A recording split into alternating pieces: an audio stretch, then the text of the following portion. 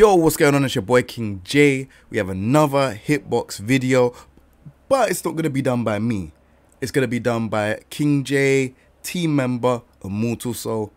Man, this video is exciting, so remember to subscribe, show some love in the comment section, and yeah, HitBox is a real deal. But don't let me tell you, ImortalXSoul, take it away. Yo, what's good people? Today is a different type of video. Today we have a review. So we're going to be reviewing the HitBox. So shout out HitBox and King J for making this collaboration possible. So today what I'm going to be covering is why you would actually pick a HitBox, why you would pick a leverless controller, why it provides benefits over a pad or an arcade stick, build quality, just general things. So build quality, components, PCB, all the things that you would need to know when purchasing a leverless style controller, because stuff like the PCB, you wouldn't even think about that, but it actually is really important because the PCB ultimately determines how much latency you will feel when pressing a button. I'm going to try and keep it as brief as possible, but I'm going to try and maintain a level of detail that I think someone should have when deciding whether to purchase a leverless style controller, because I think it is important to have all of those things in a review, such as PCB components, build quality, experience, stuff like that. So we're gonna get into the video. So before I get into gameplay, I just want to talk about all button controllers and leverless style controllers. So actually, when people say I got a HitBox or I want to try out HitBox, what they really mean is they want to try out a leverless style controller or an all button controller. So HitBox is the brand and the company that makes a version of leverless style controllers, and they're kind of the official all button controller, leverless style controller that you would go to. I'm going to show you quickly why you would use something like this. So if we look now, you can see that I have the HitBox in front of me. So the benefit of having this kind of layout for a controller is the fact that you have 4 directional inputs. So you have left, down, right, and then jump. So the benefit of having the jump button here, which is really strange at first, and it's HitBox can be a very steep learning curve, but I think the benefit of having jump in this position is the fact that both of your thumbs can access this button. So in Tekken, for example, I would sidestep up with my right thumb. I don't know why, my brain and my body just prefers to sidestep up with my right thumb. You can do it with your left thumb as well. But when I'm playing 2D characters on Tekken or I'm playing a 2D game, I jump with my left thumb. I don't press jump like this, which is very strange. So it just depends on your personal preference, and it depends. I think it depends more on the game, because on Street Fighter, for example, you have to jump with forward and up to do jump forward. So I wouldn't press forward, I wouldn't do jump like this, I would do jump like this. This makes more sense to me, but it's all personal preference. Now if we go back to talking about components, another reason why you would pick a HitBox is because of the latency benefits it provides you.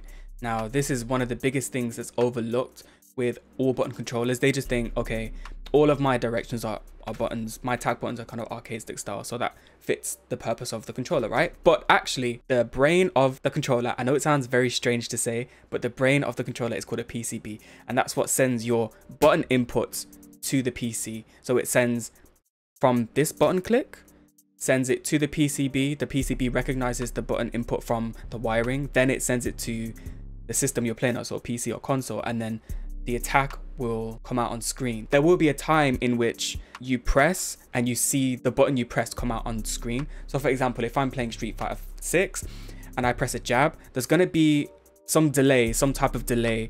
So I press 1 and it won't be instant. There'll be like a really split second before you'll see it, and that's what latency kind of refers to in a controller. And every controller has different latency, but the benefit with a HitBox is that the PCB inside it is a custom PCB. So it's actually a Brook PCB, but it's a custom PCB. So I think Brook and HitBox have actually partnered to develop a very quick PCB, and that's why if you play it on HitBox, you will find that most characters are more responsive. I know that I play Master Raven in Tekken, and when I'm moving with Master Raven on a HitBox, she just feels way more responsive. I don't know how to describe it. It's just like when I'm pressing inputs, she responds more to what I'm doing. So that's one major benefit of why you would choose a HitBox. So I just want to touch upon the unboxing experience. You first open the box, you're kind of greeted with the HitBox case or like sleeve bag kind of thing, and then obviously it's wrapped in its plastic and stuff, and then you get a cleaning cloth, which is crazy. And also, so you can see that the connector is kind of like a 5-pin, and that's very, very premium. So it has a locking mechanism, so you plug it in and then you twist and it will not come out. So that's one thing that's just extra premium. I feel like HitBox just got the extra mile for the premium experience, and that's why I think HitBox is a very good starting point and probably one of the most premium leverless style controllers you can get out on the market right now. So I want to talk about SOCD for a second. So SOCD actually stands for simultaneous opposing cardinal direction. So cardinal direction would be left, right, down, up.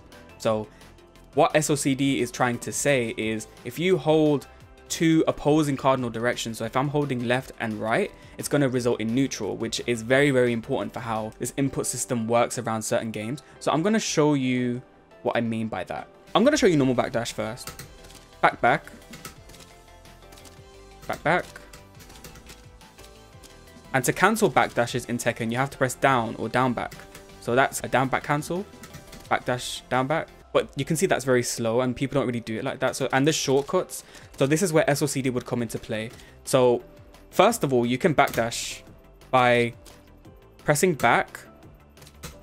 You see I'm holding back and forward now. So back, forward, it stops because it's neutral. Now, if I release forward, I'm still holding back. So it registers as back. So now if I put that all together and press back, forward, back, it's going to result in a backdash because it resulted in the first back and then it went to neutral, which is nothing. The forward doesn't even come out.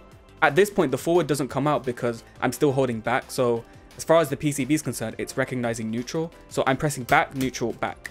And that's the input. Even though I am pressing forward, but the game does not register a forward input. So I'm going to press, and that's how you would get a backdash using SOCD. And I'm going to show you what an SOCD backdash looks like. And you can see the inputs are very clean on the command history. Very, very easy and clean. And this allows for easy whiff punishment. Down for 2.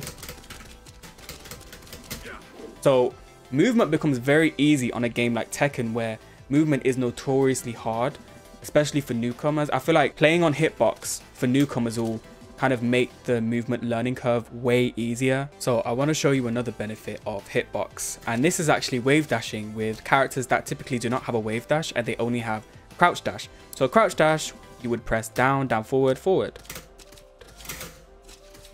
and that's how you would do a QCF or a fireball motion. Just down, forward, and because you're already kind of pressing forward and down, you get the down forward, and then all you need to do to get forward is release. So it's a rolling motion. Very easy. One technique that's very, very scary if you can practice and get correct. So actually you can cancel a QCF with up, with sidestep. So you can actually chain this.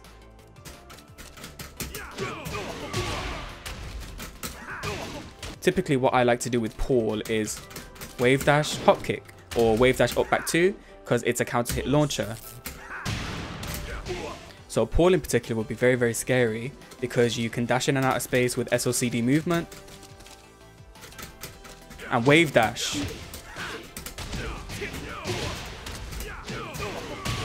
I think this is insane. The potential for all button controllers, leverless style controllers with movement like this is insane. I feel like more people need to explore the possibilities with these type of controllers, because I've done a lot of research, and consistency for me as well is a big thing. So if I just show you what I mean.